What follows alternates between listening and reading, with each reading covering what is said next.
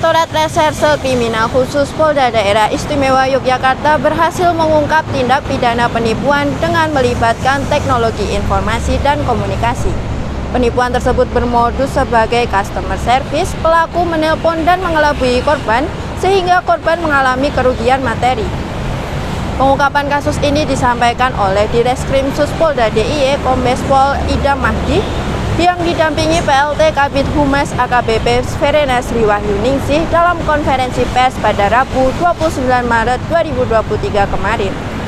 Kejadian bermula saat korban menerima telepon melalui jaringan telepon rumah oleh seseorang yang mengaku sebagai customer service dan menyampaikan bahwa nomor telepon tersebut menunggak pembayaran dan akan dilakukan pemblokiran.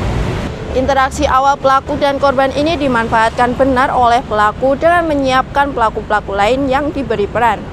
Mulai dari pelaku wanita yang berperan sebagai customer service, kemudian pelaku lain yang berperan sebagai penyidik atau polisi dan atasannya, hingga berperan sebagai petugas PPATK.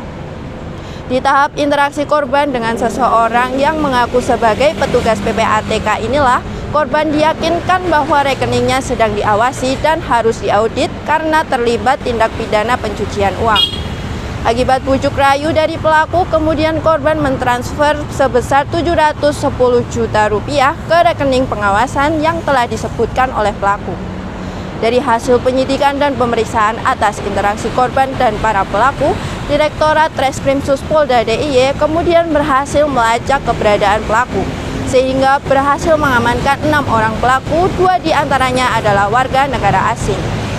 Para pelaku dikenakan pasal 45A ayat 1 junto pasal 28 ayat 1 Undang-Undang Nomor 19 Tahun 2016 tentang Informasi dan Transaksi Elektronik dan atau pasal 3 dan atau pasal 4 dan atau pasal 5 Undang-Undang Nomor 8 Tahun 2010 tentang pencegahan dan pemberantasan tindak pidana pencucian uang dan atau pasal 378 junto pasal 55, 56 KUHP dengan ancaman 5 sampai 20 tahun penjara dan denda 1 hingga 10 miliar rupiah.